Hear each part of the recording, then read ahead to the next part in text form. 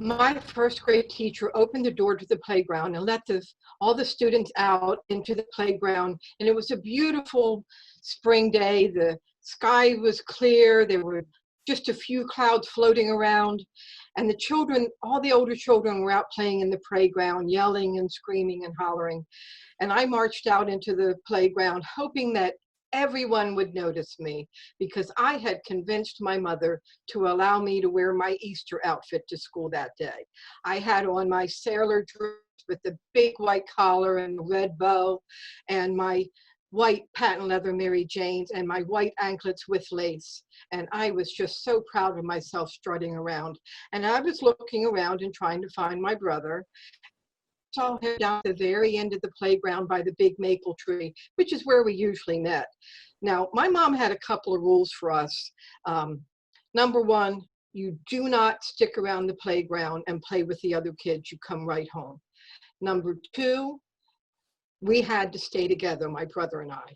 Number three, there was a particular route we had to walk on the way home. And number four, we had to be home by a certain time. And if we missed any of those, we were certainly in trouble. Well, I get down to where my brother's standing and he's hanging out with some of his friends. And I hear one of the kids say, "Hey, Charlie, you going to come with us to go get some tadpoles?" And I'm thinking, oh, no, you can't do that.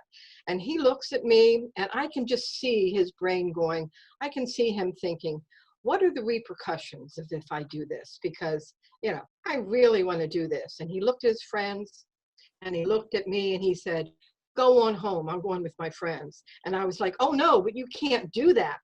And they all took off running across the field down toward the woods. And I, of course, followed them because there was no way I wanted to go home alone. Well, as they got closer to the woods, one of the boys turned around and yelled back at me, "Go home, sissy girl. We don't want any girls with us. This is a boys only club." And it broke my heart. And I started to cry and I started running toward home because I wanted someone to comfort me because my feelings were hurt. And as I was running along the field going toward home, I realized, oh my God, I don't really want to go home because the only one waiting for me at home is my mother and she's not going to be happy.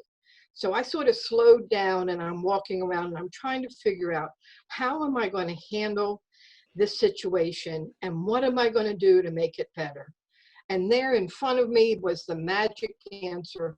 It was a whole cluster of pussy willow bushes. Those twigs with the little furry cat feet on them. And I thought, I'm going to break off and get a big bouquet of pussy willows and take them home to my mom. And she's got to love me for that because they're so beautiful. So I started running toward home again. And I'm coming up the street and my mom's standing on the porch. But she's looking up the hill, not down the hill, because I wasn't coming home on the route that was approved. And when I came into the sidewalk and I said, "Mom, look she turned around and started screaming, "Where have you been? What have you done? You're filthy. Look, you ruined your clothes. Your shoes are ruined. Get those things off. You're not going to my house wearing those clothes," and on and on. So I took off my shoes and my socks and my dress, and I'm standing there in my white, itchy slip with the crinoline on it. It was horrible. And I made a mistake. I bent over and I picked up the pussy willows. And about that time, my brother came in the sidewalk as well. And my mother turned and saw him. And he was in worse shape than I was. He was wetter, he was muddier, he was dirtier. And my mom went ballistic. And she reached out and she grabbed that bouquet of pussy willow switches and began to beat our legs with those pussy willows until there wasn't one little tiny cat finger left on the branches. And she kept beating us until the anger abated. Well, she was extremely angry and she yelled at us to go to our room right away. And she hoped we learned our lesson.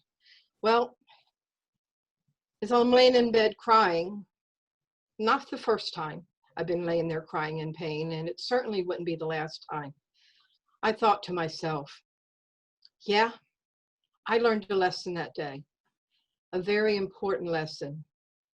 And that lesson was, never give your mother anything that you think is beautiful, because she'll destroy it.